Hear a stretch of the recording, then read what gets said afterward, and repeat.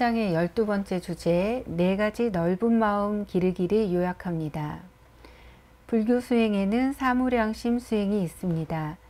타인을 대상으로 가장 넓고 큰 네 가지 마음인 자애, 연민, 같이 기뻐함, 평온을 기르는 수행입니다. 이 네 가지 마음이 되면 세상을 살아가는데 아무 어려움이 없습니다. 불교정신치료란 힘들게 사는 마음 시스템을 편하게 사는 마음 시스템으로 바꾸는 과정이며, 불교정신치료에서 사무량심의 개발은 중요한 요소입니다.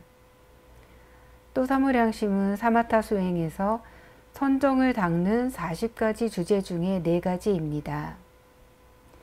사무량심의 수행 대상은 우선 자기 자신, 그 다음 좋아하거나 존경하는 사람, 세 번째 중립적인 감정을 느끼는 사람, 네 번째로는 싫어하는 사람에 대해서 합니다.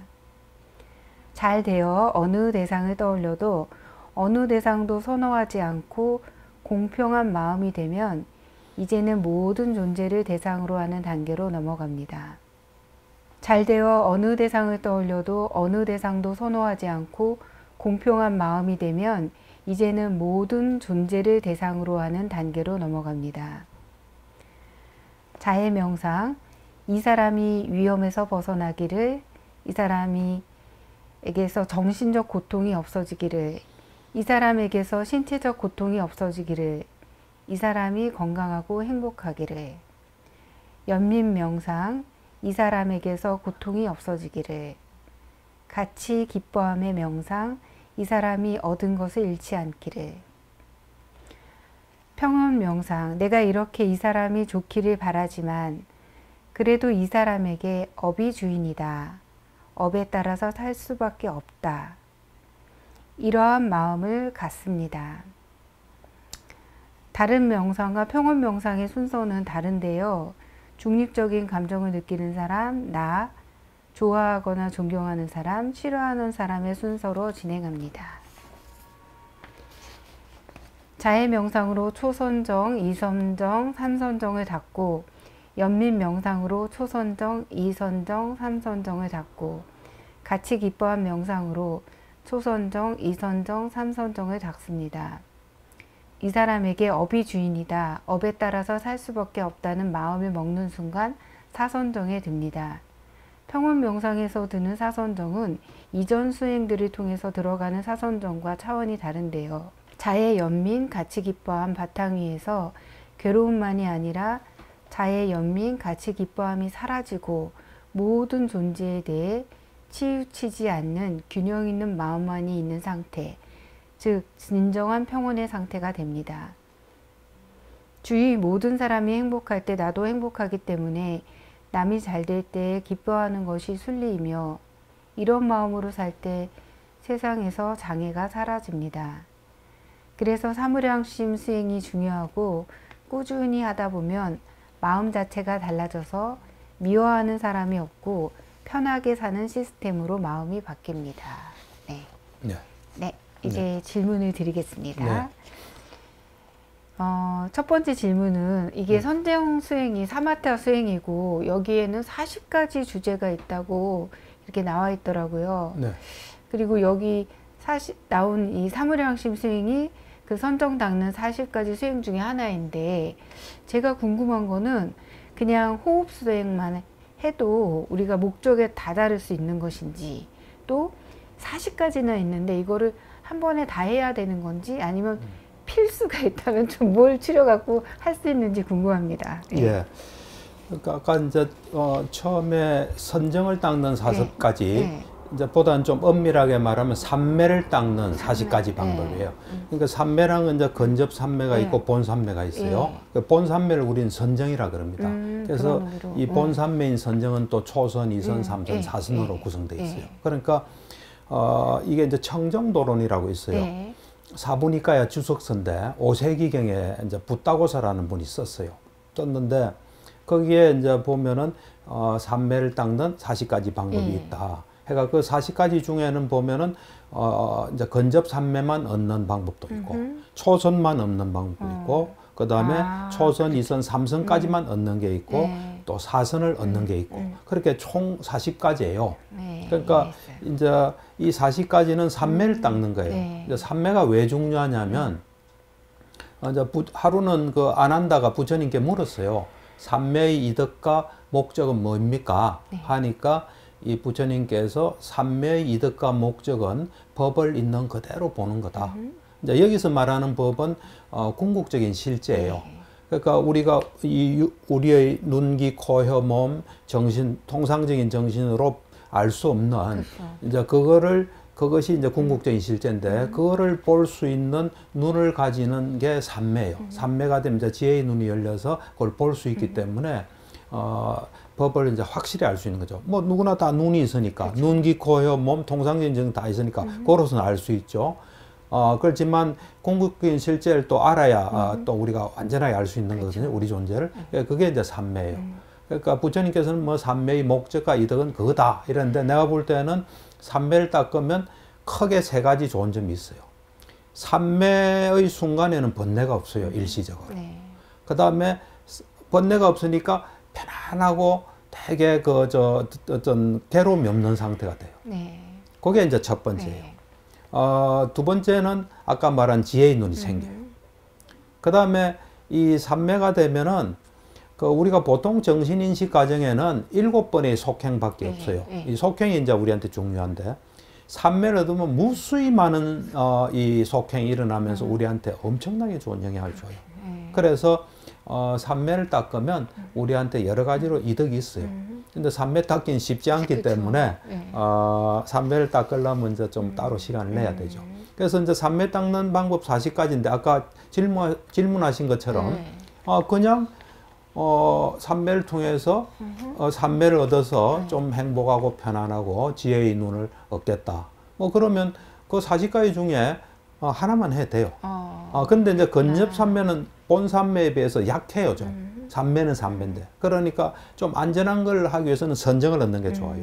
그래서 자기의 목적이 그냥 나는 삼매를 얻어서 그냥 그저 궁극적인 실제를 좀 보겠다.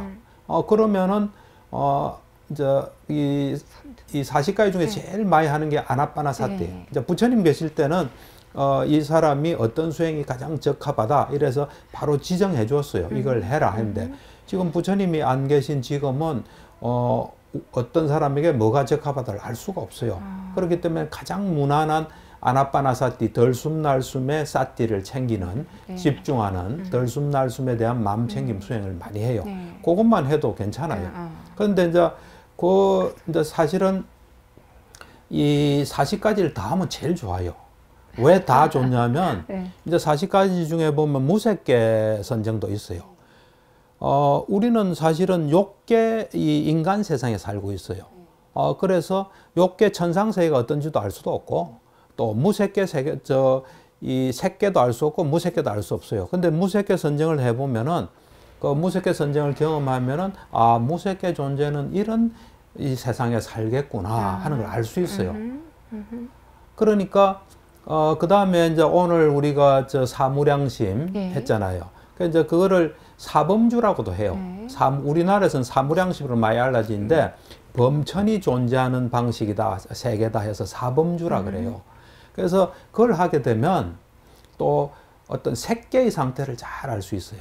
색계 존재가 어떤 상태냐 이걸 또 잘 알 수 있어요. 그 다음에 그러니까 이제 그러고 이 사무량심이 이제 본격적으로 수행하는 사람들은 이 사무량심을 통해서 사무량심 이전에 선정을 다 얻고 그 다음에 사무량심을 볼 때 아까 이런 말씀 하셨잖아요.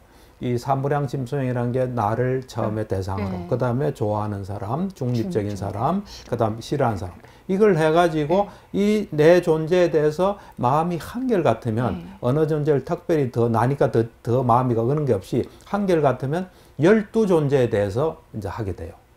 이 존재는 12가지예요. 뭐 천상 존재도 있고 뭐 사악처 존재도 있고 뭐 여러 남자 여자 뭐 범부 중생 뭐 이래 다 있거든요. 그걸 할 때 그런 존재들 실제로 예를 들면 자해를 보내야 되잖아요. 그럼 받는 사람을 봐야 되잖아요. 그때 이제 놀라운 경험을 하게 돼요. 천신도 보고 아기도 보고 뭐 다 보여요, 이런 게. 그러니까 이제 불교의 온전한 걸 다 이렇게 경험하고 싶으면 그 40가지를 다 하는 게 좋아요. 그런데 이제 보면은 무색계 선정은 내가 무색계 선정을 좀 경험하고 싶다면 가시나 수행을 꼭 해야 돼요. 가시나가 10가지가 있거든요. 그 가시나 중에서 허공 가시나를 뺀 9가시나를 해요. 하고 난 뒤에 나중에 예를 들면 땅 가시나 같으면 땅 가시나로서 사선정가에 들어가지고 그 다음 나와서 아 내가 물질이 있는 건 괴로움이다. 이 물질이 없었으면 좋겠다. 없는 세계에 나는 있겠다 하면은 땅을 가지고 있으면 땅이 싹 없어지면서 물질이 없어지면서 무색계가 전개돼요. 하여튼 그러니까 무색계를 꼭 경험하고 싶은 사람은 가시나를 또 해야 돼요. 또 물질 수행을 하고 싶은 사람은 30 이상 수행이라는 게 있어요. 우리 몸이 32가지로 구성되어 있거든요. 그걸 해야 돼요. 해서 거기서 이제 깔라빨에서 물질이 존재하는 가장 최소 단위가 있어요. 그건 궁극적인 물질은 아니에요. 깔라빨을 보면서 그 안에 걸 이제 보는 걸 하려면 30 이상을 해야 돼요. 그러니까 이제 온전하게 하려면 40개를 다 경험하는 게 좋은데 오늘날 실정이 40개를 다 경험하기가 어려워요.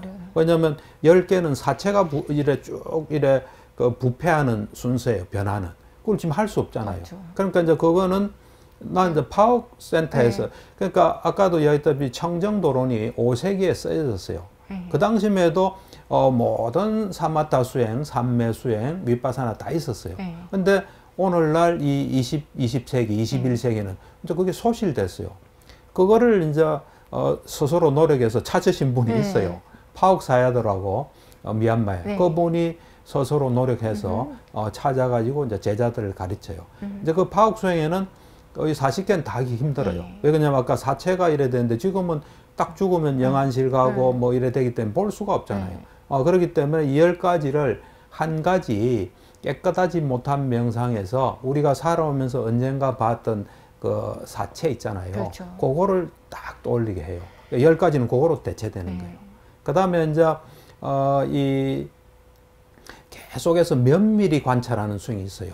그 이제 부처님, 불법성, 뭐 개, 보시, 천신, 고요, 죽음, 그 다음에 호흡에 대한 거, 몸에 대한 거 있어요. 이 10가지는 이제 파옥수행에서는 부처님에 대한 거 하나 하고, 그 다음에 이제 죽음에 대한 거, 아나빠나사티 이거 하고, 몸에 대한 30 이상 하고, 요 내가 이제 10개가 14개로 바뀌어요.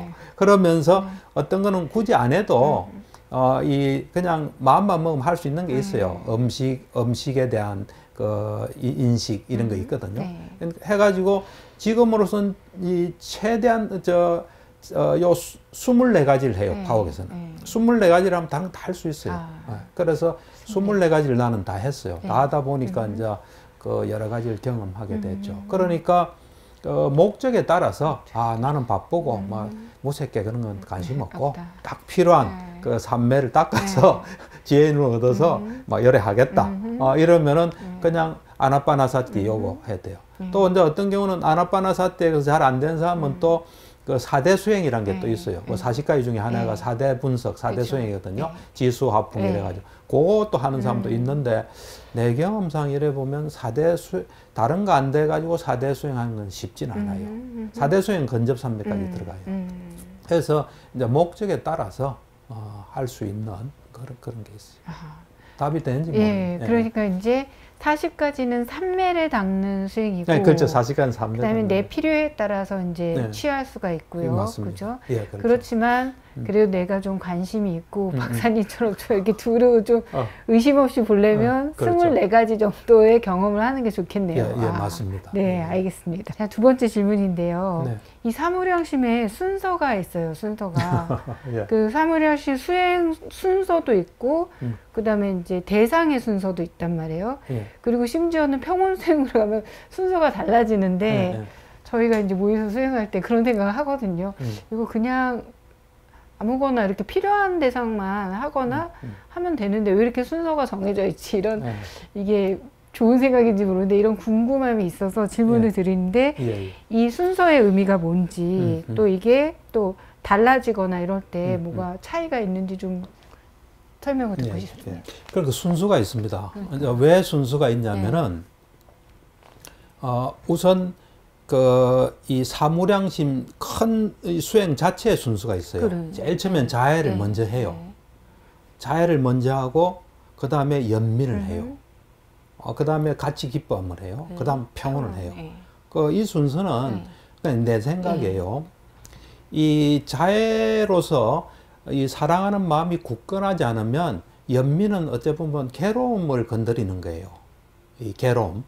이거 없이 처음부터 괴로움을 먼저 직면하고 괴로움이 없기를 바라고 이래 되면은 이게 괴로움이란 거는 강력한 힘을 가지잖아요. 그래서 괴로움이 쉽지 않을 수 있어요. 그래서 자해를 먼저 닦는 것 같아요. 내가 볼 때는. 자해를 이제 충분히 닦고, 그 다음에 연민. 왜냐면 보면 부처님 그 어떤 니까야 경전에도 보면 항상 자해, 연민, 같이 기뻐함, 평온이에요. 그러니까 의미가 있을 거예요. 내가 볼 때는 일단 무난하게 사랑하는 마음으로 채우고, 그 다음에 좀 특수한 괴로움을 다루는 것 같아요. 연민. 이제 연민이 충분히 되고 나면 같이 기뻐함. 이 인간이 남 잘된 걸 보기가 그래 쉽지 않아요. 어렵죠. 받아들이기가 어려워요. 그러니까 앞에 요 자애와 연민이 충분히 됐을 때 남의 기쁨을 정말 같이 기뻐할 수 있는 상태가 되지 않나 싶어요. 그래서 그 다음이 같이 기뻐함일 거예요. 그 다음에 이제 이 평온이란 거는 사람들은 그냥 있는 그대로 담담하게 평온하게 보는 건 쉽지 않아요. 쉽지 않기 때문에 우선 평온하게 볼 수 있는 준비를 자애, 연민, 같이 기뻐함을 한 다음에 그 다음에 정말 있는 그대로 보는 그런 걸 하기 위해서 이런 순수가 있지 않나 싶어요. 그리고 이 앞에 세 개가 바탕이 된 평온이 정말 진정한 평온이에요. 그래서 그런 순수는 그렇지 않나 싶고, 그 다음에 이제 각 수행마다 문구라는 게 있어요. 문구.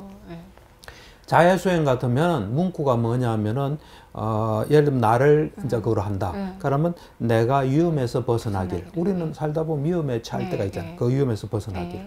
그 다음에 나에게 정신적인 어떤 고통, 괴로움이 없기를. 또 나에게 신체적인 괴로움이, 고통, 괴로움이 없기를. 이제 마지막으로 내가 편안하고 행복하기를 이렇게 해요. 하는데 뭐 요거는 순서는 좀 바꿔도 괜찮아요. 나는 일단 내가 편안하고 행복하길 되고 그 다음에 이제 그 위험에서 했으면 좋겠다 할 수도 있고 앞에 게 다 되고 난 뒤에 요래 됐으니까 나는 편안하고 행복하겠다면 해도 순서는 약간 자기의 목적에 따라 좀 바꾸면 돼요. 요렇게 이제 요래 하는 거예요. 하는데 일단은 이제 이게 사무량심 이걸 닦는 건 두 가지 방법이 있어요. 불교 전통에서는 먼저 선정을 닦아요. 언제나 이 니까에 보면 선정을 먼저 닦고 그 다음에 무한한 자애와 무한한 연민, 무한한 기쁨 또 평온을 이래 보내는 거예요. 이렇게. 그렇기 때문에 먼저 선정을 닦고 하면 굉장히 쉬워요. 내 같은 경우는 이제 선정을 먼저 닦고 요 수행할 때 그냥 이래 돼요. 이제 사선정에서 나와서 이 사무량심 수행할 때, 나를 대상으로 하는 건 절대로 선정에 못 들어요. 어떤 형태로든 간에 나는 나에 대한 집착이 있어요. 그래서 나는 그냥 그 자애를 훈련하는 어떤 디딤돌 역할을 딱 해요. 다음을 하기 위해서. 그래 하고, 그 다음에 이제 내가 좋아하는 사람, 할 때 보면 그 사람이 딱 고정돼요. 이미지가. 그 사람, 예를 들면 그 사람이 위험에서 벗어나기를 하면 위험에서 벗어난 모습이 딱 그래 보여요. 그게 딱 고정되면서 선정에 들어가는 거거든요.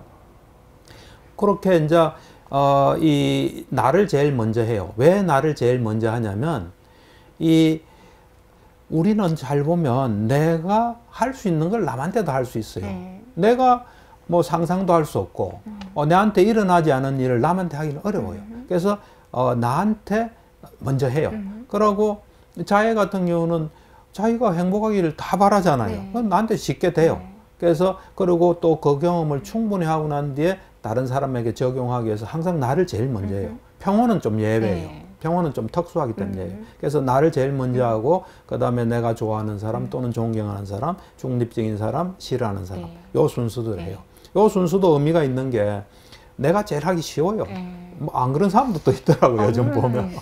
그러니까 그건 뭐 그 사람이 좀 걸려 있는 문제가 있을 때. 그 대고 이제 좋아하는 사람 하고 나면 그 다음에 이미 이제 자의 마음이 많이 커졌기 때문에 내하고 별로 무관하고 중립적인 사람이란 건 내가 알기는 하는데 좋아하거나 싫어하는 게 아닌 사람이에요. 그냥 아파트에서 뭐 일하시는 분이나 뭐 이런 사람. 그 사람이 딱 돼요. 이게 이제 다 되고 나면 싫어하는 사람도 딱 되게 돼 있어요, 이게. 그래서 안 되면 또 한 번 더 해보는 거죠. 근데 이제 돼요, 이래. 보통 선정 닦고 하면 돼요. 근데 이제 선정 안 닦고도 그냥 자기가 조금 마음을 안정시키고 조금 뭐 호흡 수행하다가 그 다음에 해도 돼요. 그래서 이 나를 먼저 해야 되는 이유는 그런 거예요. 하고 그 다음에 이제 보면은 자해는 아까 4가지 문구예요. 그 다음에 이제 연민은 나에게 고통이 없기를 또는 뭐 그 사람에게 고통 없는 거 이거를 이제 하는 거예요. 중점적으로. 그러니까 어제 보면 자유로서 큰 토대를 쌓고 그 다음에 약간 특수하게 어떤 괴로움이 없길 바랍니다. 그 다음에 이제 3번째 같이 기뻐함은 우리가 뭐 기뻐할 때는 성취한 게 있으니까 기뻐할 거예요. 얻은 게 있으니까. 그거를 잃지 않기를 해요. 그래가지고 초선, 2선, 3선을 들어요. 근데 뭐 선정에 굳이 그거 할 필요는 없어요. 이제 그렇게 들고 나면 그 다음에 이제 평온 수행할 때는 앞에 내가 이 사람 참 잘 되길 바라고 이 사람하고 같이 기뻐도 했지만 정확하게 보면 그 사람은 또 그 사람의 한계가 있잖아요. 그 한계 속에서 살아가야 되잖아요. 그걸 이제 우리는 업이란 말로 표현하는 거예요. 이 사람에게는 업이 주인이다. 이 사람은 업에 따라 살 수밖에 없다. 이제 그런 어째 보면 좀 담담한 마음, 균형 가진 마음, 흔들리지 않은 마음으로 대상을 정확하게 보는 거예요. 그렇게 되면 평온 수행은 바로 사선정으로 들어가요. 예. 그러니까 이제 사선정이라는 거는 평온 수행에서 들어가는 사선정은 오로지 평온한 마음으로 들어가요. 근데 우리가 아나빠나사티라니 가시나는 초선, 2선, 3선, 3선이 이제 행복하고 집중이 있어요. 행복을 없애고 들어가는 거예요. 그러니까 행복도 없었지만 그 전에 선정에 들면서 괴로움은 없잖아요. 그죠? 또 뭐 이런 괴로움도 없는. 그러니까 그래서 괴로움과 어떤 행복이 없는 그런 평온인데 이거는 이 사무량심의 평온 수행은 진정한 평온이 딱 있는 수행이에요. 이제 그렇게 해서 그 순서는 좀 그래 된다고 볼 수 있어요. 저기 추가 질문이 있는데요. 괜찮아요. 이게 이제 접하면은 여러 가지를 접하게 되거든요. 아주 짧은 것도 있고 긴 것도 있는데 이제 제가 제일 길게 했던 것 중에는 보면 뒤에 무슨 뭐 이 동네에 있는 나무에 있는 뭐 목신들 뭐 이런 사람들한테도 뭐 자배를 보낸다. 그렇죠. 그런 게 있었어요. 있죠. 아까 근데 그게 있어요. 비유인가요? 뭐 진짜 그런 건가요? 이제 아까 지게 이랬잖아요. 나 좋아하는 사람, 중립된 싫어하는 사람에 대해서 아주 균형된 이제 어떤 한계가 없는 골고루 되는 데가 되면 12존재한테 보내요. 이제 12존재가 뭐냐면은 이제 앞에 건 좀 비슷비슷해요. 중생이라는 게 있어요. 중생. 그 다음에 이제 중생이 있고, 그 다음에 이제 12존재 다 보내요. 다 보내는데 이제 12존재가 앞에 한 5가지는 비슷비슷한 거예요. 이제 제일 처음에 중생, 그 다음에 생명. 중생이나 생명 비슷하잖아요. 그 다음에 존재. 그 다음에 개인. 그 다음에 몸을 가진 자. 요게 좀 비슷비슷해요. 근데 약간씩은 차이가 있기 때문에 수행할 때는 차이를 가지고 해요. 그 다음에 이제 남자, 여자, 범부, 성자, 사람, 천신, 악체 태어난 자. 요 12가지 존재. 12가지 존재가 가까이도 있지만 멀리도 있겠죠. 그러니까 그 수행할 때 어떻게 하냐면은 제일 처음에 자기가 있는 절부터 해요. 절에 있는 12존재를 해요. 그 다음에 이제 처음에 같으면 이제 내가 홍천에서 했거든요. 그럼 홍천 시내를 또 확대해요. 하고, 그 다음 강원도 해요. 그 다음에 우리나라 해요. 그 다음에 전 세계 해요. 그 다음 전 우주로. 그래서 이래 막 이래 늘리는 거예요. 그렇게 되면 이제, 그러면서, 예를 들어서, 아까 그 12존재 했잖아요. 그 중에 성자다. 이러면 성자가 있는 곳으로 마음이 가요. 성자는 지구상에 그래 많지 않아요. 천상에 많아요. 그런 식으로. 그러니까 존재가 있는 곳을 찾아가요. 이래. 지혜의 번뇌가 없어지고 지혜의 눈이 생기면 그 있는 데를 찾아서 이래. 그러니까 원래 그 오리지널 그 불교성에서는 이성에 대한 건 하지 않아요. 이 앞에 사무량심할 때 안 해요. 안 하는데 이제 이 나와 남과 이런 게 구별이 없어지면은 그때는 여자도 해요. 이성도 해요. 뭐 그런 식으로 쫙 하는 거예요. 네, 네. 아, 그렇군요. 원래는 그런 거군요. 네, 네. 이거 사소한 질문인데요. 네, 뭐냐면은 그것도 이제 왜 그 대상을 할 때 10사람을 떠올려 보세요. 5사람을 떠올려 보세요. 뭐 이렇게도 하는 것 같아요. 그렇죠. 보통 10사람씩. 10사람씩. 예, 그 10사람. 10사람. 예. 아, 그 정한 이유가 있네. 그냥 그러니까 10사람으로. 이제 충분하게 충분하게 그 마음을 훈련하는데 알겠습니다. 나중에 가면 이런 게 있어요. 네. 어느 정도 하면 네. 미워하는 사람이 거의 없어져요. 네. 없으면 이제 그래도 약간 찝찝한 사람을 해요. 아. 그래가 미워하는 사람 적으면 한 5사람도 할 수도 있어요. 아, 그리고 이제 이 평온이란 거는 평온할 때는 아까 처음엔 다 앞에 3가지는 이제 나 좋아하는 사람 중립이라 그다음 싫어하는 사람인데 평온할 때는 중립부터 딱 문제예요. 왜냐하면 이 중립의 마음이 확실해져야 나에 대해 중립, 좋아하는 사람, 싫어하는 사람 중립이 가능하기 때문에 그 약간의 차이는 있어요. 자, 3번째 질문인데요. 네. 이제 우리가 지금 세상에 움직이는 원리 마지막에 이제 지금 사무량심 수행이 나왔어요. 그래서 좀 의미가 있게 전 느껴지더라고요. 이게 쭉 한 다음에 그 이제 정리하는 것 같기도 하고 다음 단계로 가기 위해서 뭔가 필요한 것 같았어요. 그래서 이제 이게 불교 정신치료에서 다루니까 이 사무량심과 이 정신치료, 심리치료, 상담과의 관계가 좀 궁금해요. 그래서 이게 치료에서 어떻게 적용될지, 치료 대상자가 치료자나 상담자, 내담자, 환자나 보호자 각각에게 어떻게 이제 적용되는지 궁금하고요. 또 이제 2번째 질문인데 그게 이제 자해 수행이랑 그 연민 수행이 이제 심리치료에 많이 응용이 되잖아요, 프로그램에. 네, 그래서 아까 말씀하실 때 자해부터 하는 게 어려운 사람이 있더라 이렇게 말씀하셨는데 저는 많이 있거든요. 그래서 저는 의도적으로 연민 수행을 먼저 할 때도 많아요.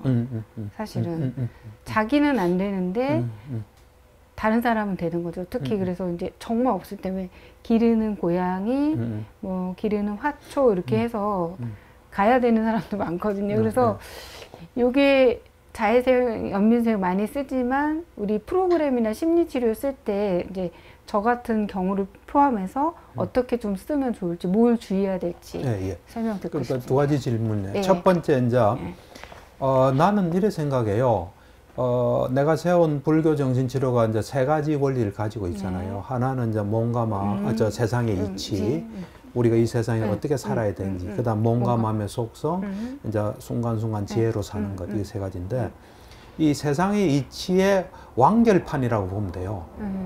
이게 이 사무량심, 자애, 연민, 가치, 기뻐함, 평온이 있으면은 이 세상의 이치에 딱 그렇게 살면은 세상의 이치에 맞게 딱 사는 거예요. 왜 그러냐면 자애수행이라는 게 잘 보면 나부터 하잖아요.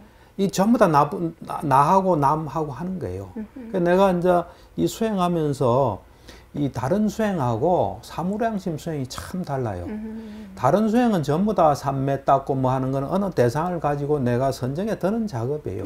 근데 이 사무량심은 우리와 같이 사는 그 이웃들이나 또 생명 가진 것과의 이 관계를 이 수행하는 거예요. 그러니까 이 수행은 굉장히 특별해요. 특별하고 내가 사무량심 할 때 정말 행복하더라고.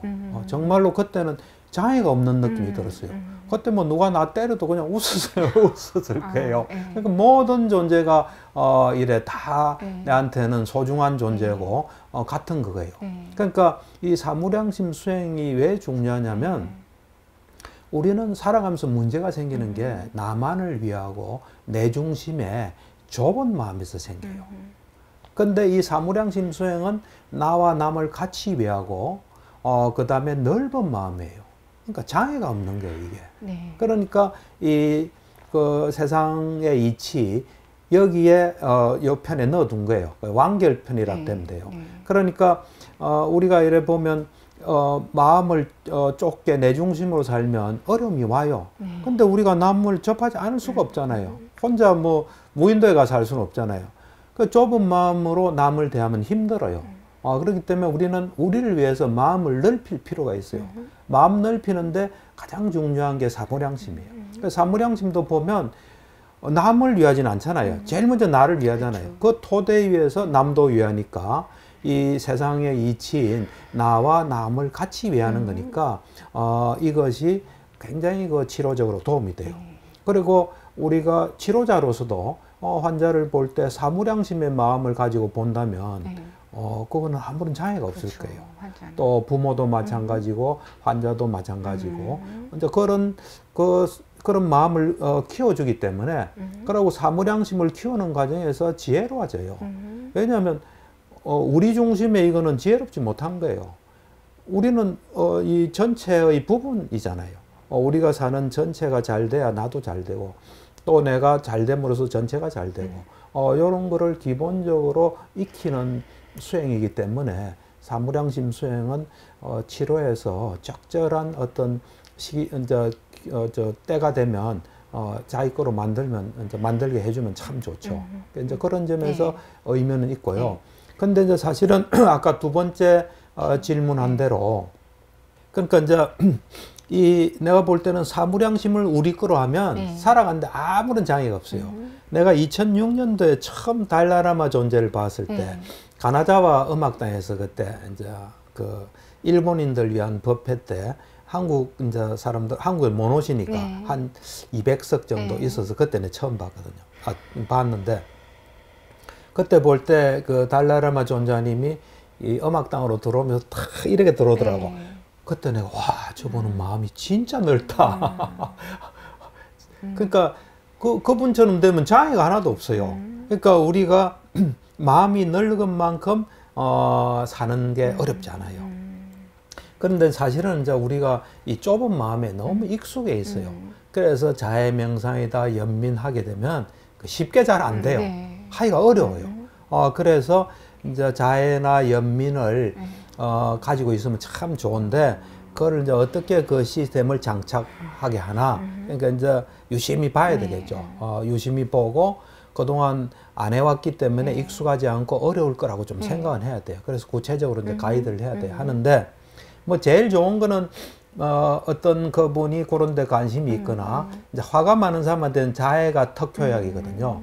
이제 자해를 이제 권유하거나 또 자기 막 비난 이런 사람들이 좀 있어요. 그러면 이제 연민수행, 이제 자기 연민, 그걸 하는데 제일 좋은 거는 그런 프로그램을 안내를 해가지고 거기 가면 제일 좋아요. 그거는 그 분위기 속에서 그냥 자연스럽게 익히게 돼요. 숙제도 막 하고 이러니까. 이제 그게 제일 좋은 방법이에요. 그 다음 이제 그게 안 되면은 그런 걸 좀 써놓은 책이 있어요. 책을 적절할 때 이제 소개해 주는 방법도 있고 이제 안 되면은 치료실에서 어떤 적절한 기회에 화가 많으면 뭐 화를 좀 다스리는 방법이 많은데 그 중에 자해도 참 좋은 방법이더라. 이제 치료자의 경험이 있으면 그 경험을 이야기하면서 자 치료 시간에 한번 해보자 하면서 녹음을 좀 하는 게 좋아요. 녹음을 해가지고 자해에 대한 자해 명상을 좀 해주는 거죠. 해주고 또 연민에 대한 자기 연민 또는 연민 수행을 이제 하고 그거를 집에 가서 들으면서 좀 하고 와서 내한테 좀 이야기해달라. 뭐 숙제를 좀 내줘야 돼요. 안 그러면 그런 자해 명상, 그저 연민 명상 뭐 기록을 좀 하게 하거나 이제 고려하고 그러니까 직접 같이 한번 해보고 또 숙제를 좀 내주고 그리고 이거는 하면은 참 이득이다. 그것을 했을 때 우리한테 엄청난 이득이 온다. 뭐 그런 거를 이제 자연스럽게 좀 안내해 주면 좋지 않을까 그런 생각이 좀 듭니다. 알겠습니다. 자, 마지막 질문인데요. 아까 본문 수정했던 그 내용인데 마지막 질문. 평온 수행할 때 업이 이 사람의 주인이다. 이 사람은 업에 따라 살 수밖에 없다. 그죠? 이 의미와 효과를 좀 듣고 싶어요. 왜냐하면 이게 이렇게 해서 수행이 되나 이 말이 그 말을 한다고 해서 수행이 되나 이런 생각이 들더라고요. 의미를 잘 모르니까 저희가. 그래서 그렇죠. 이 의미가 뭔지 또 이게 이제 굉장히 수승한 어떤 수행인 것 같은데 불교 정신치료에서 또 이 평온 수행이 차지하는 어떤 의미, 뭐 기능 이런 것까지 해서 좀 설명해 주시면 좋겠습니다. 그러니까 이제 이게 중요해요. 그 수행 그러니까 40가지 삼매 닦는 40가지 중에 4가지가 자해 연민 같이 기뻐함 평온이잖아요. 이거는 그 이미 선정을 닦고 닦았다는 게 굉장히 중요해요.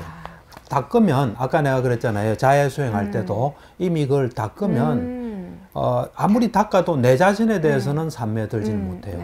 어떤 형태로는 뭐 이 알게 모른 집착이 있어요.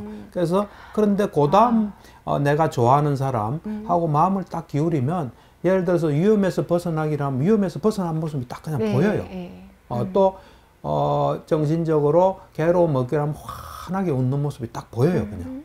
또 신체적으로 고통이 없거나 그 사람이 신체적으로 아무런 어려움이 딱 보여요. 편안하고. 그러니까 딱 보여가지고 거기서 이래 들어가는 거예요. 그처럼 앞에 저 자해, 연민, 같이 기뻐함을 통해서 삼선정까지는 얻잖아요. 그래서 나와서 하기 때문에 이미 막강한 힘이 마음에서 있는 거예요. 있어가지고 또 지혜의 눈이 있고 우리가 번뇌가 하나도 없었지만 우리가 마음먹은 대로 움직여요. 그래서 그래 나와가지고 이제 지금까지 자해, 연민, 같이 기뻐함에 그 사람을 위하는 그 토대 위에서 그렇지만 이 사람은 업이 주인이다. 업에 따라 살 수밖에 없어. 딱 되면 사선정에 바로 들어가요. 사선정에 들어가는데 평온과 집중만이 있는 사선정에 그냥 들어가요. 그냥 해가지고는 어려워요. 그냥 약간 뭐 어떤 평온한 마음이 될 줄 몰라도 그러니까 앞에 게 필요해요. 예, 필요하고 이제 수행에서는 그런 원리는 있는 거예요. 했고 그 다음에 이제 우리가 이 평온 수행의 의미 있잖아요. 의미는 이런 거예요. 뭐냐면 이제 불교니까 업이 주인이다. 업에 따라 살 수밖에 없다지만 이 말을 좀 바꾸면은 시스템으로 바꿀 수 있어요. 그러니까 지금 업이란 거는 어떤 행위가 있었고 원인이 있었고 그 결과를 가져온다는 거 아니에요. 이 사람이 태어나서부터 뭔가를 했을 거 아니에요. 그럼 결과는 있을 거 아니에요. 그런 거거나 안 그러면 또 사람이 태어날 때 다 출발이 다르잖아요. 그 속에서 그것도 영향을 줄 수 있잖아요. 지금까지 한 어떤 원인의 결과 그 시스템을 벗어날 수는 없어요. 그런 점에서 업이란 걸 시스템으로 바꿀 수 있고 시스템으로 그 사람의 조건을 벗어난 건 없잖아요. 예, 그렇게 따라 살 수 없다, 밖에 살 수 없다는 걸 정말 체득하게 되면 예를 들어서 누가 나를 화내게 해요. 그러면 그런 훈련이 잘 돼 있으면 저 사람 지금 저런 말을 할 수밖에 없는 상태구나. 그러고 이 화를 내면 그게 또 업이 되거든요. 그게 또 시스템을 강화시키는 거예요. 그럴 때 이 사람은 참 공공에 처한다 하고 연민의 마음으로 보게 되겠죠. 그 다음에 그때 내 시스템을 손상 안 시켜야 되겠구나. 내 업이 나쁜 업이 발생 안 하도록 해야 되겠구나 하고 자기를 잘 보호할 수 있고 남도 우리가 해를 가하지 않게 돼요. 그러고 보통 우리가 남이 나한테 나쁜 거라면 막 보복해요. 보복하고 나쁜 일 하고도 잘 사는 거 보면 사회는 불공평하다. 내가 응징해야 된다. 내가 파괴되더라도 응징해야 된다는데 이미 자기 시스템 속에서 다 맞는 거예요. 그러니까 이 평온 수행이 잘 되면 그야말로 정확하게 보는 훈련이 되고 흔들리지 않게 돼요. 그러고 그 사람에 대해서 잘 이해하고 그 사람이 변화되려면 또 어떻게 해야 되는지 결국은 조건의 변화예요. 이제 그런 거를 면밀히 볼 수 있는 눈이 생기는 거죠. 네. 그러니까 사무량심 수행이 굉장히 중요한 것 같고 저도 깊이는 아닌데 도움이 되는 것 같은데 도움이 되죠. 특히 이제 애들 키울 때 그렇죠. 애들이 좀 이렇게 보면 뜻대로 안 되잖아요. 그럴 때 마음을 들려서 함께 기뻐함 수행을 많이 했는데 뭐냐면 그 애들의 친구들 있잖아요. 걔네들의 장점을 떠올리면서 이게 좋다. 얘가 잘 되기를 뭐 이런 걸 많이 했거든요. 그러면 이제 뭐 내 자식은 좀 부족해도 얘네가 잘 되면은 사실은 좋은 거잖아요. 사실 남이 잘 될 때 내가 잘 되는 거예요. 남 못 되면 내가 못 돼요. 사무량심 수행이 많이 도움이 되는 것 같아요. 지속적으로 하면. 근데 이제 말씀하신 게 이게 적이 하나도 없어져 이 세상에. 이 모든 원리, 그 불교 정신치료의 그 원리의 그 집결판?